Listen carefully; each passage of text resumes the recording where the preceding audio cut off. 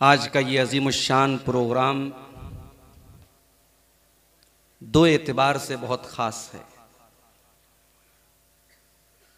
एक तो ये कि इस स्टेज पर मिल्ली इत्तेहाद का भी नमूना पेश किया जा रहा है। मुख्तलिफ मसलक के और मकतब फ़िक्र के उलमा को इकट्ठा करना और मुश्तरका मसाइल पर बात करना, ये भी इस दौर की और हिंदुस्तान के मौजूदा माहौल की बहुत बड़ी ज़रूरत है। और दूसरी ख़ास बात जो इस कॉन्फ्रेंस की, इस प्रोग्राम की है कि आपने जो उस प्रोग्राम का मरकज़ी मौजू चुना है, फित्ने इर्तिदाद, इसका रद्द कैसे किया जाए, इसको रोका कैसे जाए, इस मौजू पर आज की ये कॉन्फ्रेंस है। मुझे जो मौजू मिला है उसका ताल्लुक भी बड़ा गहरा है आज के इस कॉन्फ्रेंस के मरकजी उन्वान से। मुझे मौजू मिला है इस्लाम में औरत का मकाम और इस्लामी पर्दे की अहमियत और जरूरत। आज बहुत सारी मुसलमान लड़कियां जो इस्लाम को छोड़ करके मुर्तद हो रही हैं, मुशरिक हो रही हैं, काफिर हो रही हैं, उनका ब्रेन वॉश किया जाता है। उनके दिमाग में यह भरा जाता है कि तू जिस मजहब को मानती है उस मजहब में तू बहुत कैद है, बहुत जुल्म हो रहा है तेरे ऊपर, बहुत अत्याचार हो रहा है। और अगर मैं ये कहूं कि फित्ने इर्तिदाद की बहुत बड़ी वजह यह है कि या तो इस्लाम ने औरत को जो मकाम दिया है उसको हमने समझा नहीं है, और अगर समझा है तो अपनी सोसाइटी पर, अपने समाज पर उसको अप्लाई नहीं किया है। कहीं ना कहीं हमारे समाज में आज भी औरतों के ताल्लुक से नाइंसाफी पाई जाती है। मुस्लिम मुआशरे में बहुत सारे ऐसे मर्द भी हैं जिनके दिमाग में यह बैठा हुआ है कि औरत पांव की जूती है, उसे सर का ताज न बनाया जाए। आज भी बहुत सारे घरों में ऐसे बाप हैं जो बेटे की पैदा होने पर तो खुशियां मनाते हैं, मिठाई बांटते हैं, लेकिन बेटी के पैदा होने पर उनके चेहरे पर चिंता की लकीरें आ जाती हैं। ये डिस्क्रिमिनेशन, ये भेदभाव क्या इस्लाम की तालीम है? नहीं, इस्लाम की तालीम तो नहीं है। इस्लाम ने यह तो नहीं कहा कि मर्द और औरत बराबर हैं। यह इस्लाम की शिक्षा नहीं है, इस्लाम की तालीम नहीं है। इस्लाम ने बराबर नहीं कहा। इस्लाम यह कहता है कि मर्द का अपना एक अलग मकाम है, औरत का अपना एक अलग मकाम है।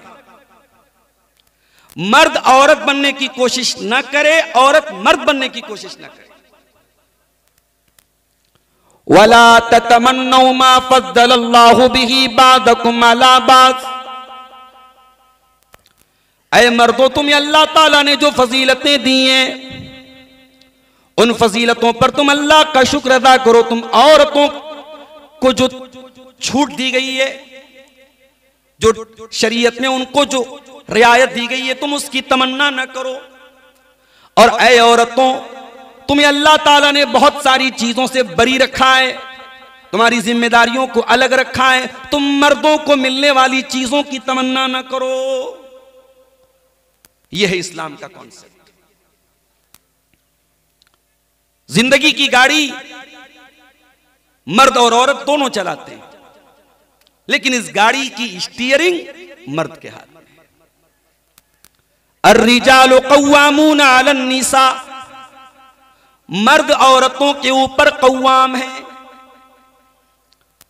बाज लोग इसका तर्जमा करते हैं कि मर्द औरत के ऊपर हाकिम है, गवर्नर है, मर्द औरत के ऊपर, औरत मर्द की गुलाम है, उसकी लौंडी है।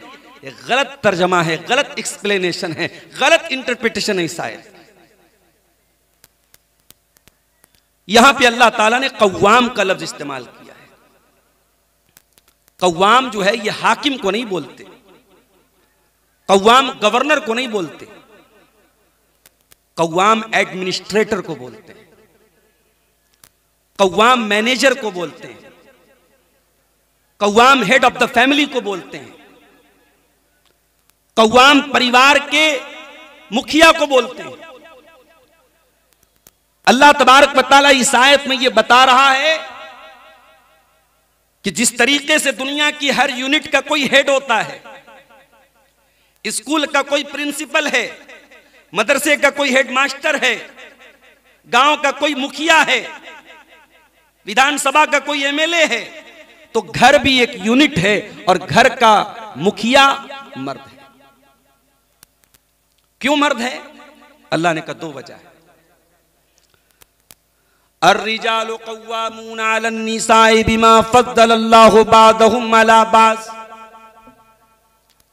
पहली वजह तो यह है कि अल्लाह ताला ने नेचुरल तौर पर मर्दों को औरतों से ताकतवर बनाया है। फैक्ट बात है, सच्ची बात है। रात को 2 बजे मैं आपसे कहूं कि चलो भाई दरभंगा चलो, यहां से अकेले चलो, चल लेंगे आप, बाइक उठाएंगे चल देंगे आप, औरत नहीं चल पाएगी, औरत नहीं तैयार होगी, डर है, कमजोरी है औरत के अंदर। अब ये अलग बात है कोई हजारों लाखों में कोई एक औरत कुश्ती लड़ते हुए पहलवान बन जाए, रेसलर बन जाए, बहुत बहादुर बन जाए, बहुत अपने जिस्म को फिट फाट रखने वाली बन जाए, वो रेयर केस है। उसूल यही है कि फिजिकल एतबार से और मेंटल एतबार से और साइकोलॉजिकल एतबार से औरत मर्द से कमजोर होती है।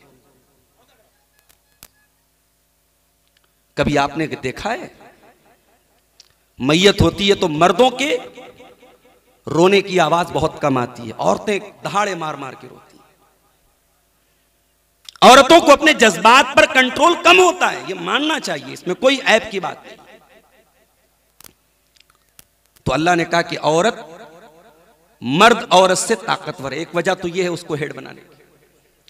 वबिमा अनफकू मिन अमवालिहिम, और घर के परिवार का मुखिया मर्द इसलिए है क्योंकि कमा करके लाने की और खर्च करने की जिम्मेदारी मर्द की है, औरत को कमाना नहीं है। और हालात और वाकयात बताते हैं कि जिन घरों में औरत की कमाई से परिवार चलते हैं, जिन घरों में मर्दों ने औरतों की कमाई पर अपने आप को डिपेंड किया है, उन घरों का सुकून बर्बाद हुआ है। औरत काम कर सकती है, औरत जॉब कर सकती है पर्दे में रह करके, मगर एक्सेप्शनल हालात में, जनरल हालात में नहीं। कोई औरत बेवा हो गई, घर में कोई जेंट्स नहीं है कमाने वाला, अब उसको जरूरत पड़ रही है अपना जीवन यापन करने के लिए, अपनी जिंदगी गुजारने के लिए, वो पर्दे में रह करके कोई जॉब करे। मगर यहां अपना शौक पूरा करने के लिए शौहर कहता जा तू जॉब कर। और ये मैं नहीं कह रहा हूं, ये दुनिया का डाटा कह रहा है, दुनिया का रिकॉर्ड कह रहा है कि जो लड़कियां, जो औरतें जॉब करती हैं, अक्सर लड़कियां और अक्सर औरतें अपने ऑफिसेज में, अपने कार्यालय में सेक्सुअल हरासमेंट का शिकार होती हैं। वो मुसलमान हो चाहे गैर मुस्लिम।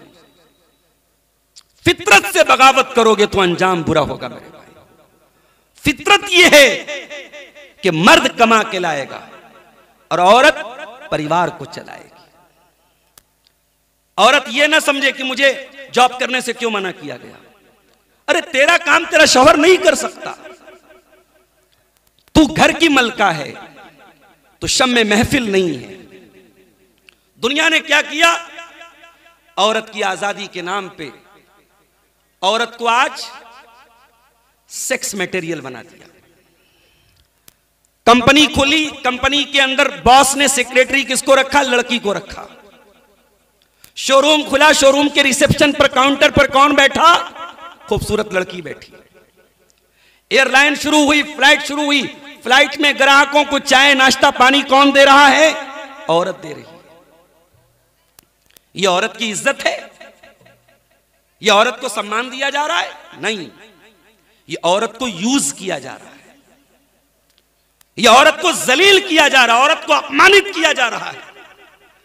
इस्लाम कहता है कि ऐ औरत, तू अपमानित होने के लिए इस दुनिया में नहीं आई है, तू घर का चिराग है, तो गुमनामी के पर्दे में रहकर समाज को वो हीरे देती है जिस पर समाज फख्र करता है।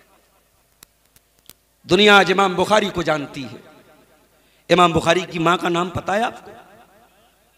दुनिया इमाम मुस्लिम को जानती है। इमाम मुस्लिम की मां का नाम कोई जानता है?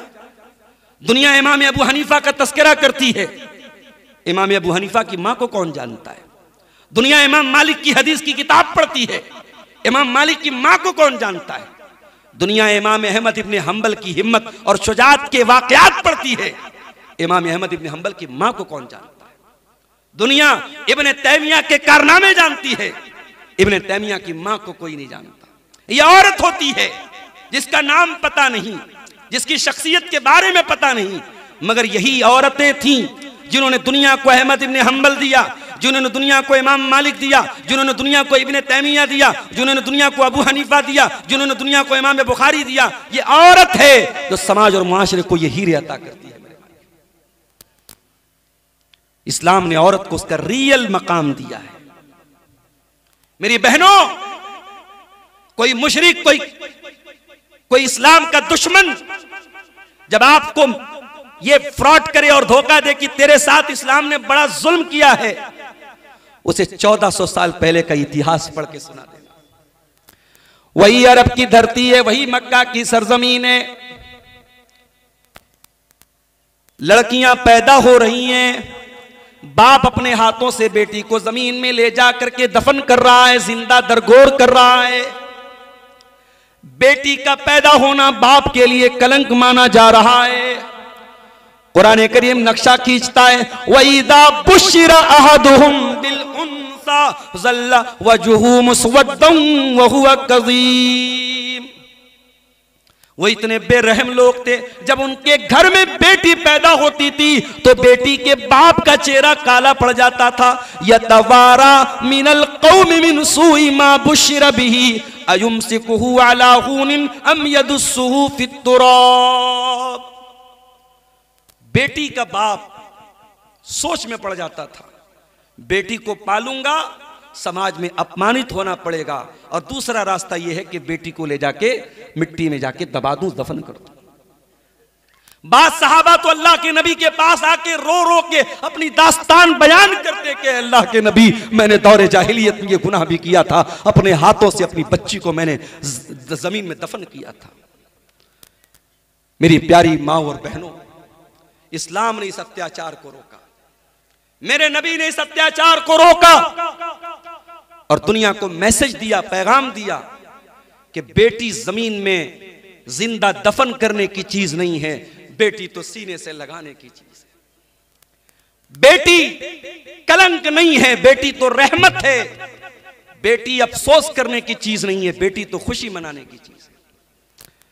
कुरान की आयत नाज़िल हुई, वइज़ल मौऊदतु सुइलत बिअय्यि ज़म्बिन कुतिलत। इन बच्चियों को जिनको उनके माँ बाप ने जमीन में दफन किया है, मारा है, कत्ल किया है, इन बच्चियों के माँ बाप का हिसाब लिया जाएगा, पूछा जाएगा इन बच्चियों को क्यों मारा गया। आजकल सोशल मीडिया पर एक लाइन बहुत ज्यादा चल रही है। वो एक मछली के बारे में एक छोटी सी नज़्म बच्चों को नर्सरी में पढ़ाई जाती है। मछली जल की रानी है, जीवन उसका पानी है, हाथ लगाओगे डर जाएगी, बाहर निकालोगे मर जाएगी। किसी ने लिखा इस लाइन पर कि किसी ने सोचा नहीं था कि हाथ लगाओगे डर जाएगी, बाहर निकालोगे मर जाएगी। ये लाइन किसी ने मछली के लिए बनाई थी, किसी ने सोचा नहीं था कि ये दौर भी आएगा कि ये लाइन बेटियों के लिए सही और सटीक साबित हो जाएगी। आज बेटियों का हाल ये हो गया कि हाथ लगाओगे डर जाएगी, बाहर निकालोगे मर जाएगी। कितनी बच्चियां हैं मेरे भाई, मां के पेट में कत्ल कर दी जाती है। कितनी बच्चियां हैं हॉस्पिटलों के डस्टबिन में फेंकी पड़ी हैं। कितनी बच्चियां हैं जहेज के नाम पे जलाई जा रही हैं। कितनी बच्चियां हैं सास के जुल्म और सितम का शिकार हैं। कितनी लड़कियां हैं शौहर के हाथ का मार खा रही हैं। शराबी शौहर है, नशा करने वाला शौहर है, अपनी बीवी को आके दिन रात मारता है, पीटता है, गाली देता है। वो बेचारी सब्र का खूंट पी के रह जाती है। आज भी बेटी मजलूम है मेरे भाइयों हमारी सोसाइटी में। 1400 साल पहले मुहम्मदुर रसूलुल्लाह सल्लल्लाहु अलैहि वसल्लम ने दुनिया को यह पैगाम दिया, मन आला जारियतैन हत्ता तबलुगा जा यौमल क़ियामत अना व हुवा कहातैन। आपने अपनी 2 उंगलियों से इशारा करके फरमाया, जिसने 2 बेटियों को पाला होगा, 2 बेटियों की परवरिश का हक अदा किया होगा, 2 बेटियों के बाप को अल्लाह ताला कयामत के दिन उसके नबी के साथ रखेगा। वो कयामत के दिन अपने नबी के साथ आएगा। आपने इस तरीके से अपनी उंगलियों से इशारा करके फरमाया, जिस तरीके से ये दोनों उंगलियां एक दूसरे के साथ अटैच हैं, मिली हुई हैं, जुड़ी हुई हैं। बच्चियों का बाप नबी के साथ आएगा। बुखारी की रिवायत है, हजरत आयशा फरमाती हैं, एक साइला आती है भीख मांगने वाली, उसके साथ 2 छोटी छोटी बच्चियां हैं। उसने मुझसे खाने को कुछ मांगा, फलम तजिद इंदी गैर तमरतिन, मेरे घर में एक खजूर थी, बस मैंने वो खजूर उठा के उस औरत को दे दी।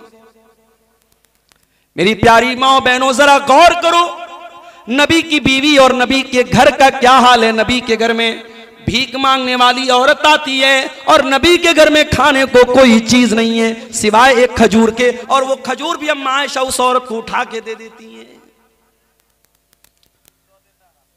वो खजूर उस औरत ने ली और उसके 2 टुकड़े करके दोनों बच्चियों को दे दिया। उस औरत ने खुद कुछ नहीं खाया। हजरत आयशा ये मंजर देख करके हैरान हो जाती हैं। जब अल्लाह के प्यारे नबी घर आते हैं, अम्मा आयशा बयान करती हैं, अल्लाह के नबी ऐसा मंजर मैंने देखा, औरत मांगने आई थी, मैंने एक खजूर दी, उस औरत ने अपनी खजूर के 2 टुकड़े करके दोनों बच्चियों को दे दिया और खुद उस औरत ने कुछ नहीं खाया। अल्लाह के प्यारे नबी ने फरमाया, ऐ आयशा मनिबतुलिया मिन हाज़िहिल बनाति शैअन कुन्न लहू सित्रम मिनन नार। आयशा, बेटियों की परवरिश करना आसान काम नहीं है। बेटियां बहुत बड़ी आजमाइश बन करके आती हैं, बहुत बड़ा इम्तिहान बन करके आती हैं, और जो इस इम्तिहान में, इस परीक्षा में पास हो जाए, जो इस इम्तिहान में खरा उतर जाए, उसको अल्लाह ताला जहन्नम की आग से बचाएगा। ओ लोगो, तुम्हें बेटी जहन्नम की आग से बचाने के लिए आती है और तुम उस बेटी को उसकी मां के पेट में कत्ल कर डालते हो। उस बेटी के पैदा होने पर तुम अफसोस करते हो। ये बेटी अफसोस के लायक नहीं, ये बेटी तो खुशी मनाने के लायक है। अगर बेटी कलंक होती, अल्लाह अपने नबी को 4-4 बेटियां ना देता। मेरे नबी से पूछो कि बेटियों को कैसे पाला जाता है। 4-4 बेटियां मेरे नबी की हैं और चारों बेटियों की परवरिश अल्लाह के प्यारे नबी ने बड़े लाडो प्यार से की। आपकी सबसे छोटी बेटी हजरत फातिमा ज़हरा रजी अल्लाह ताला अन्हा जब कभी मिलने के अपने बाप से आती थी, अपने अब्बा से आती थी, बुखारी की रिवायत है, अम्मा आयशा फरमाती हैं, रहबा बिइब्नतिही, अल्लाह के प्यारे नबी अपनी बेटी को मरहबा कहते थे, वेलकम कहते थे, खुशामदीद कहते थे। अपनी बच्ची को आगे बढ़कर के उसके हाथ को चूम लेते थे और अपने बाजू में, अपने बगल में, अपने करीब में अपनी बेटी को बिठाया करते थे। ओ लोगों, बेटियों को प्यार देना, बेटियों को इज्जत देना, बेटियों को लाडो प्यार करना, ये मुस्तफा की सुन्नत है, ये नबी की सुन्नत है। और मुझे कहने दीजिए कि आज बहुत सारी मुसलमान लड़कियां जो मुर्तद हो रही हैं, उसके रीजंस पर अगर आप गौर करेंगे तो एक रीजन ये भी है कि उन बच्चियों को घर से प्यार नहीं मिलता। इधर मां डांट रही है, उधर बाप डांट रहा है, उधर भाई बुरा भला कह रहा है, वो लड़की घर के माहौल से बेजार हो जाती है और घर के बाहर कोई मोहब्बत के दो मीठे बोल बोल देता है, कोई झूठी तारीफ कर देता है, कोई शान में झूठे कसीदे पढ़ देता है, तो उस लड़की को लट्टू होने में देर नहीं लगती। बेटियों की से मोहब्बत करो मेरे भाइयों, ये भी हमारे नबी की सुन्नत है। और आगे बढ़िए, यही औरत जवान होती है, उसकी शादी का टाइम आया, आप एक मां हैं, आप अपनी बच्ची के लिए रिश्ता देखने जा रही हैं, आप अपने बच्ची के लिए शौहर देखने जा रही हैं। उस शौहर के अंदर आपने क्या देखा? बात कड़वी है मगर सच है। मैं हजारों ऐसे रिश्तों को जानता हूं, मां बाप को यह भी पता है कि इस लड़के का लड़के का पास्ट बहुत गंदा है, पहले बहुत गंदा काम करता था, लड़का शराब भी पीता था, आज अच्छी जॉब पर आ गया, गवर्नमेंट जॉब में आ गया, अच्छा कमाने लगा, बिजनेस चल गया। लोग अपनी लड़की की शादी फट से कर देते हैं, कहते अरे यार शराब पीता था, कोई बात नहीं, हमारी बच्ची जाके संभाल लेगी। ऐसे भी घरों को मैंने देखा जहां पे वाज़े तौर पर, साफ तौर पर शिरकिया काम हो रहा है, जहां पे शिरक हो रहा है वहां पर भी बेटियों का रिश्ता कर दिया जाता है, ये कह करके हमारी बेटी जाकर के माहौल को सुधार देगी, हमारी बेटी जाकर के वहां के दाग को साफ कर देगी। माफ करना मेरे प्यारे भाइयों, आपकी बेटियां कोई सर्फ एक्सेल तो नहीं है, कोई डिटर्जेंट पाउडर तो नहीं है कि आप उनके जरिए अपने दामाद के दाग को साफ करें और आप उसकी गंदगियों को साफ करें। जब रिश्ता देखने जाओ तो दीनदार दामाद तलाश किया करो, दीनदार रिश्ता तलाश किया करो। अल्लाह के नबी फरमाते हैं, इदा खतब इलैकुम मिम्मन तरज़ौन दीनहु व खुल्क़हु फज़व्विजू। जब तुम्हारे लड़कियों के लिए ऐसा रिश्ता आ जाए, लड़का दीनदार है, लड़का बाअखलाक है, तो उससे शादी कर दो। ये मत देखो कि कितनी प्रॉपर्टी है, कितना कमा रहा है, अगर खा कमा रहा है, इज्जतदार घर का लड़का है, दीनदार घर का लड़का है, अच्छे अखलाक वाला लड़का है, निकाह कर दो। अगर ऐसा नहीं करोगे ज़मीन में फितना और फसाद फैलेगा। आज रिश्ते की बड़ी कंडीशन हमारे यहाँ है, मेरा जुमला नोट कर लो, तुम निकाह को जितना मुश्किल बनाओगे जिना उतना आसान होता चला जाए। लड़कियों के रिश्ते आज अच्छे रिश्ते आते हैं, मां बाप रिजेक्ट कर देते हैं, नहीं साहब हम नहीं करें। क्यों? घर बहुत छोटा है, घर बहुत छोटा, हमारी लड़की कहां रहेगी? हालांकि अपना घर ऑलरेडी बहुत छोटा है, मगर लड़की को कहां भेजेंगे? शीश महल में भेजेंगे। अपनी शर्तों को मेरे भाइयों थोड़ा डाउन करो, थोड़ा कम करो। दीनदारी है, रिश्ता कर दो। दुनिया के स्टैंडर्ड, दुनिया के मेयार पर अगर आप रिश्ते करने निकलोगे, लड़कियों की उम्र निकलेगी। ये जमाना सहाबा का नहीं है, ये जमाना ताबईन का नहीं है, ये कुर्बे कयामत का दौर है, ये फितनों का दौर है, ये इंस्टाग्राम का दौर है, ये सोशल मीडिया का दौर है, ये गंदगी के सैलाब का दौर है। अपने बेटों और बेटियों को इस गंदगी से बचाना है, निकाह को आसान करो मेरे भाई। बेटी की शादी आपने कर दी, अब आपकी बेटी किसी की बीवी बन गई। अब जब ये बीवी बन के आई, दुनिया वाले कहते हैं साहब बीवी किसको बोलते हैं? शरीक हयात, उर्दू में एक लफ्ज इस्तेमाल करते हैं शरीक हयात, इंग्लिश वाले बोलते हैं life partner, better half, Hindi वाले बोलते हैं अर्धांगिनी। इस्लाम ने बीवी को कौन सा लक़ब दिया? आइए जरा कुरान खोलते हैं। हुन्ना लिबासुल लकुम व अंतुम लिबासुल लहुन्ना, तुम्हारी बीवी तुम्हारे लिए लिबास है, तुम अपनी बीवी के लिए लिबास हो। लिबास अगर बदन से उतर जाए इंसान नंगा हो जाएगा। इंसान के बदन की का लिबास उसकी इज्जत को पर्दे में रखे हुए, उसको ढांपे हुए। कुरान कहता है बीवी शौहर के लिए लिबास है, शौहर बीवी के लिए लिबास है। दोनों एक दूसरे का पर्दा है, एक दूसरे की इज्जत है, एक दूसरे का सम्मान है। कुरान कहता है वमिन आयातिही अन खलक़ लकुम मिन अनफुसिकुम अज़वाजन लितस्कुनू इलैहा, तुम्हारी बीवी तुम्हारे सुकून का जरिया है। वजअल बैनकुम मवद्दतन व रहमा, और अल्लाह ने मियाँ बीवी के दिल में एक दूसरे की मोहब्बत और रहमत पैदा कर दी है। मियाँ बीवी के दिल में मोहब्बत अल्लाह पैदा करता है। मियाँ बीवी की मोहब्बत रेस्टोरेंट में पैदा होने वाली मोहब्बत नहीं है, पार्कों में पैदा होने वाली मोहब्बत नहीं है, सोशल मीडिया से पैदा होने वाली मोहब्बत नहीं, ये अल्लाह की पैदा की हुई मोहब्बत है, ये हलाल मोहब्बत है, ये जायज मोहब्बत है। तो बीवी जब औरत बीवी बन के आई है तो घर के सुकून का जरिया बन गई। इसीलिए अल्लाह के नबी से पूछा गया, अय अल्लाह के प्यारे नबी, अय्युन निसाई खैर, सबसे बेहतरीन औरत कौन सी है? आपने फरमाया अल्लती तसुर्रुहु इज़ा नज़र, सबसे बेहतरीन बीवी वो है जब शौहर देखे तो खुश हो जाए। व तुतीउहु इज़ा अमर, और जब शौहर बीवी को कोई हुक्म दे तो बीवी बात मान ले। वला तुखालिफुहु फी नफ्सिहा व मालिही बिमा यकरह, और अपनी आबरू के सिलसिले में और शौहर के माल के सिलसिले में कोई ऐसा कदम ना उठाए जो शौहर को नाराज कर दे। ये तीन चीजें, ये तीन क्वालिटी एक बेहतरीन औरत की निशानी है। बीवी बनकर के औरत आई है तो शौहर को सुकून दे रही है। और हम लोग एक अक्सर एक लाइन सुनते हैं कि हर कामयाब मर्द के पीछे किसी औरत का हाथ होता है। मैं इस लाइन से पूरी तरीके से तो एग्री नहीं हूं। जिस तरीके से हर कामयाब मर्द के पीछे किसी औरत का हाथ होता है, वैसे ही हर कामयाब औरत के पीछे भी किसी मर्द का हाथ होता है। जब तक बाप अपनी बेटी की हौसला अफजाई ना करे, शौहर अपनी बीवी का साथ न दे, भाई अपनी बहन का साथ न दे, वो दुनिया में कुछ नहीं कर सकता। तो ये लाइन अधूरी लाइन है कि हर कामयाब मर्द के पीछे किसी औरत का हाथ होता है। मगर हां, हम दुनिया में बहुत सारी शख्सियतों की सीरत को जब पढ़ते हैं, हमें उनकी बीवियों का किरदार बड़ा बेहतरीन हमें नजर आता है। मेरे भाई, अगर आप इब्राहिम अलैहिस्सलाम की सीरत पढ़ेंगे तो आपको हजरत हाजरा और सारा का कैरेक्टर भी जरूर आपको याद करना पड़ेगा। अगर आप जनाबे मुहम्मदुर रसूलुल्लाह सल्लल्लाहु अलैहि वसल्लम की सीरत पढ़ेंगे तो अम्मा खदीजा की कुर्बानियों को आप कभी फरामोश नहीं कर पाएंगे।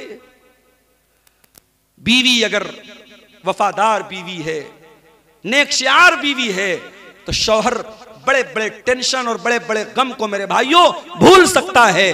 बीवी के पास आने के बाद दुनिया के सारे गम भूल सकता है, अगर बीवी वाकई में बीवी बन के दिखा दी। तो औरत अगर बीवी है तो उसका ये रूप है मेरे अजीज। और औरत अगर मां है, बच्चे की मां बन गई, अब मां की हैसियत से औरत का क्या इस्लाम में मकाम है। हमारे गैर मुस्लिम भाइयों के यहां साहब मां है तो उन्होंने खुदा का दर्जा दे दिया, मां के चरण छू रहे हैं, मां के पैर छू रहे हैं, मां को के आगे झुक रहे हैं। इस्लाम ने झुकने की तालीम तो नहीं दी। इस्लाम ने मां के को खुदा का दर्जा तो नहीं दिया है, ये शिर्क हो जाएगा, ये हराम हो जाएगा। मगर इस्लाम ने ये जरूर कहा है, इम्मा यबलुगन्ना इंदकल किबर अहदुहुमा औ किलाहुमा फला तकुल लहुमा उफ्फिन वला तनहरहुमा व कुल लहुमा कौलन करीमा। ऐ इंसान, तू दुनिया में चाहे जितनी तरक्की कर ले, जितना नाम कमा ले, जितना पैसा कमा ले, जब अपनी माँ के पास आना, माँ से अदब से बात करना, माँ से कभी डांट के बात ना करना, झिड़क के बात ना करना। वक़्फ़िज़ लहुमा जनाह ज़ुल्ल मिनर रहमा, और अपनी माँ के लिए अपने रहमत के बाजुओं को बिछा देना। वक़ुर रब्बिरहमहुमा कमा रब्बयानी सगीरा, और हमेशा ये दुआ करते रहना, ऐ अल्लाह मेरे माँ बाप पर रहम फरमा, उन्होंने बड़ी मुसीबतों और परेशानियों को झेल करके मुझको पाला है।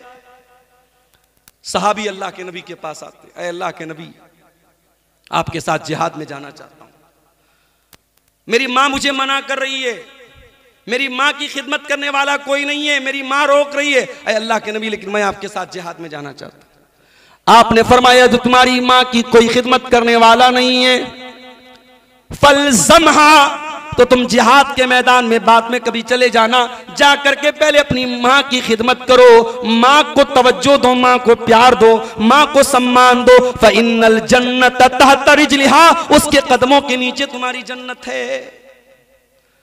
तो ये माँ का मकाम है मेरे भाई।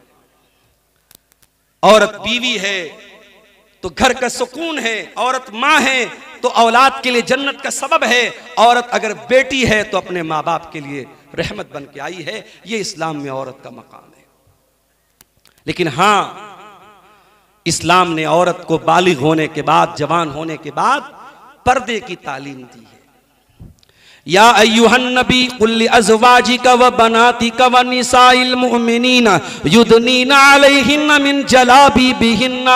ऐ नबी, अपनी बीवियों से कह दो, अपनी बेटियों से कह दो, तमाम मुसलमान औरतों से कह दो, जब वो अपने घर से निकले तो अपने ऊपर जिलबाब डाल लें, अपने ऊपर चादर डाल लें, अपने ऊपर नकाब डाल लें। ज़ालिका अदना अन युरफ़ना फला युज़ीन। ये चादर, ये नकाब, ये पर्दा दुनिया को बताएगा ये इज्जतदार घर की लड़कियां हैं, ये इज्जतदार घर की औरतें।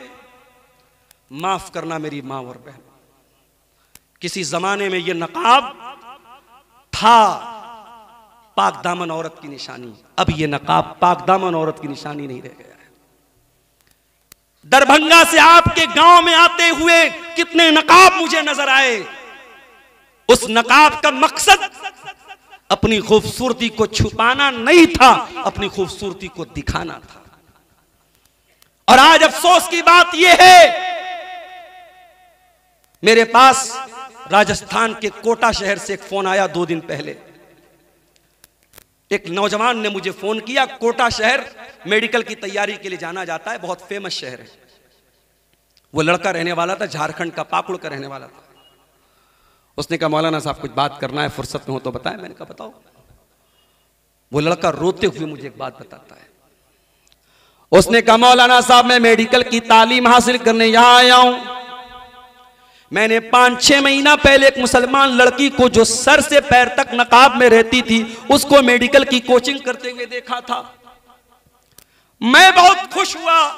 चलो, इस दौर में मुसलमान लड़की मेडिकल की तालीम वो भी पर्दे में रह करके हासिल कर रही है, बहुत अच्छी बात है। लेकिन मौलाना साहब, उसी लड़की को 2-4 रोज पहले मैंने बगैर नकाब के, नकाब भी उतर गया, पर्दा भी उतर गया, और बगैर पर्दे के और बगैर नकाब के मैंने गैर मुस्लिम लड़कों के साथ रंगरलियां मनाते, टहलते, घूमते, हंसी मजाक करते और मौज मस्ती करते हुए इसी कोटा शहर के अंदर देखा।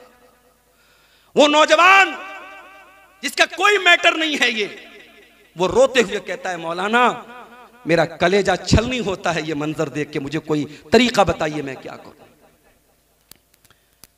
कितने नौजवान हैं जिनके दिल में ईमान की गैरत और हमीयत है, वो जब अपनी मुसलमान बहन को किसी मुशरिक की बाहों में देखते हैं उनकी गैरत ईमानी जाग जाती है, उनके खून के अंदर जोश पैदा होता है, मगर वो अपनी हमीयत और अपने जोश और जज्बे को कंट्रोल करते हैं। मेरे भाई, नकाब पहन करके आज मुसलमान लड़कियां बाइकों पर आपको मुशरिकों और काफिरों के साथ रंगरलियां मनाते हुए नजर आ जाए।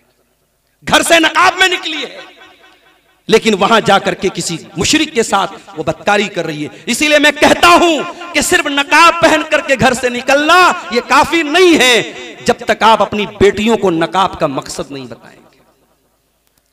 आपकी लड़की को अगर नकाब का मकसद नहीं बताए तो वो, जैसे मैं राजस्थान गया, वहां मैंने देखा कि गैर मुस्लिम औरतें भी जो है घूंघट निकाल रही हैं। जिसकी शादी होगी घूंघट निकाल के चल रही है, तो वो घूंघट उनकी परंपरा है, उनका ट्रेडिशन है, उससे कोई मजहब का ताल्लुक नहीं है। वैसे ही आपने अगर नकाब का मकसद नहीं बताया, अपनी लड़की को दीनी तालीम नहीं दिया, कुरान और सुन्नत की तालीम नहीं दिया, तो आपकी बेटी पर्दा तो करेगी, नकाब में तो निकलेगी, मगर एक ट्रेडिशन समझ के निकलेगी। जब कहीं घूमने फिरने जाएगी, कहीं मौज मस्ती करने जाएगी, नकाब को उतार के पर्स में डाल।